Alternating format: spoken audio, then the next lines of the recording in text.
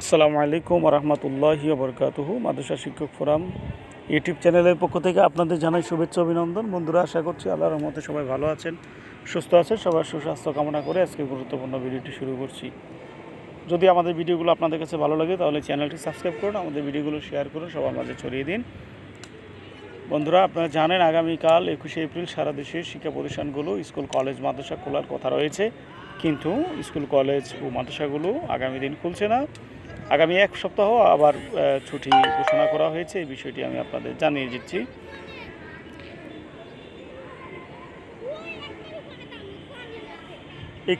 এই নিয়ে একটি নিউজ করেছে দৈনিক শিক্ষা।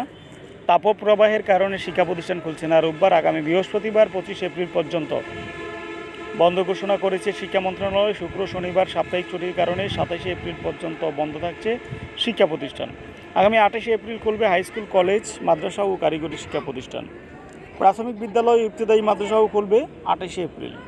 শিক্ষা ও প্রাথমিক ও গণশিক্ষা মন্ত্রণালয় এ তথ্য জানিয়েছে। শিক্ষা মন্ত্রণালয়ের তথ্য ও জনসংযোগ কর্মকর্তা এম এ খায়ের মন্ত্রণালয়ের ফেসবুক পেজে এক পোস্টের মাধ্যমে এ তথ্য নিশ্চিত করেন। এদিকে মাওসী মহাপরিচালকের রুটিন দায়িত্বে থাকা অধ্যাপক শাহিদুল কবির চৌধুরী সিদ্ধান্তের কথা জানিয়ে গণমাধ্যমকে বলেন, আবহাওয়া পরিস্থিতি অবনতি বা উন্নতির পরিপ্রেক্ষিতে এ বিষয়ে সিদ্ধান্ত পুনর্বিবেচনা করা হবে। এ বিষয়ে মাদ্রাসা শিক্ষা অধিদপ্তরের পক্ষ গণমাধ্যমকে জানানো হয়, মাওসীর অধীন স্কুল ও কলেজগুলোর মতো তাদের অধীন মাদ্রাসাগুলোতেও ছড়িয়ে থাকবে, অর্থাৎ মাদ্রাসাগুলোতেও খুলবে 28 এপ্রিল। দেশে বিভিন্ন অঞ্চলে বয়ে যাচ্ছে তাপপ্রবাহ। বেলা বাড়ার সঙ্গে সঙ্গে বাড়তে থাকে গরমের তীব্রতা। তীব্র গরমে বিপর্যস্ত হয়ে পড়েছে জনজীবন।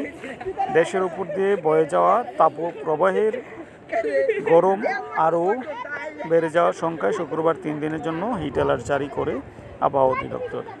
এমন পরিস্থিতিতে আগামীকাল রোববার শিক্ষা প্রতিষ্ঠান খোলার কথা ছিল।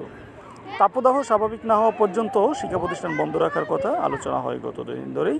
আপনারা যদি এই বিষয়ে কোনো নোটিশ সরাসরি দেখতে চান তাহলে আপনারা মাধ্যমিক উচ্চশিক্ষা অধিদপ্তরের ওয়েবসাইট www.dhac.gov.bd-তে চলে যাবেন, অথবা www.dme.gov.bd এই ওয়েবসাইটে গেলেও আপনারা জানতে পারবেন।